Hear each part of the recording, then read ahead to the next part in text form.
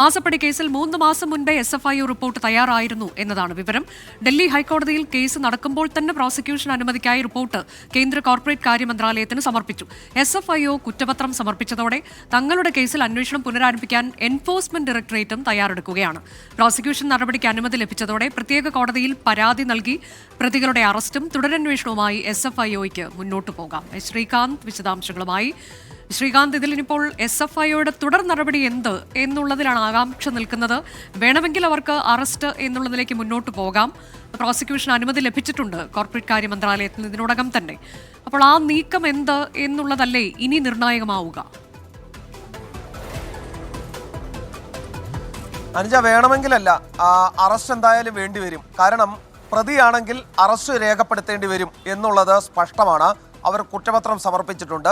സ്വാഭാവിക നടപടി എന്ന നിലയിൽ അറസ്റ്റ് രേഖപ്പെടുത്തുകയും ചെയ്യും. ജയിലിലേക്ക് പോകണം എന്നില്ല.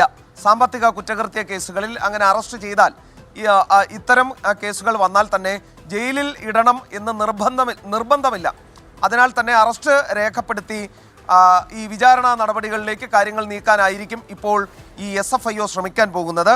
അതേസമയം ചില വിവരങ്ങൾ പുറത്തു വരുന്നത് 3 മാസം മുമ്പേ മാസപ്പടി കേസിൽ SFIOയുടെ റിപ്പോർട്ട് തയ്യാറായിരുന്നു എന്നുള്ളതാണ്. ഡൽഹി ഹൈക്കോടതിയിലെ കേസ് നടക്കുമ്പോൾ തന്നെ പ്രോസിക്യൂഷൻ അനുമതിക്കായി റിപ്പോർട്ട് കേന്ദ്ര കോർപ്പറേറ്റ് കാര്യ മന്ത്രാലയത്തിന് SFIO സമർപ്പിച്ചിരുന്നു. കേന്ദ്ര കോർപ്പറേറ്റ് കാര്യ മന്ത്രാലയം പച്ചക്കൊടി കാട്ടിയതോടെ SFIO പിന്നീട് ഡൽഹി ഹൈക്കോടതിയിലെ കേസിൽ അനുകൂല തീരുമാനമുണ്ടാകാൻ കാത്തിരുന്നു.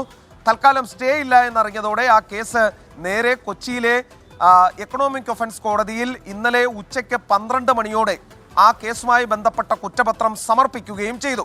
ഇനി ഈ പ്രതികൾക്ക് സമൻസ് പോകും. സ്വാഭാവികമായും അറസ്റ്റ് രേഖപ്പെടുത്തും, അക്കാര്യത്തിൽ സംശയം വേണ്ട. അത് കോടതിയിലേക്ക്, അത് ജയിലിലേക്ക് അയക്കുക, അത്തരത്തിലുള്ള കാര്യങ്ങൾ ഉണ്ടാകാനുള്ള സാധ്യതയില്ല. കാരണം അതിൻ്റെ ആവശ്യം ഇല്ല എന്നുള്ളതാണ് അവർ അറിയിക്കുന്നതും. അതേസമയം ഈ കേസുമായി ബന്ധപ്പെട്ട് ED ഒരു കേസ് എടുത്തിരുന്നു. അവരതിൽ ഇപ്പോൾ പ്രെഡിക്കേറ്റ് ഒഫൻസ് വന്നതോടെ ആ കേസും പുനരാരംഭിക്കാൻ തീരുമാനിച്ചിട്ടുണ്ട്. അതിൽ അന്വേഷണം കടുപ്പിക്കാനാണ് EDയുടെ തീരുമാനം. അതാണ് എൻഫോഴ്സ്മെന്റ് ഡയറക്ടറേറ്റും അവരുടെ നടപടികളിലേക്ക് കൂടുതൽ തുടർ നടപടികളുമായി മുന്നോട്ട് പോകുന്നു എന്നുള്ളതാണ്. ഇനി SFIOയുടെ നീക്കം എന്ത് എന്നുള്ളതാണ് ഏറെ നിർണായകമാകാൻ പോകുന്നത്.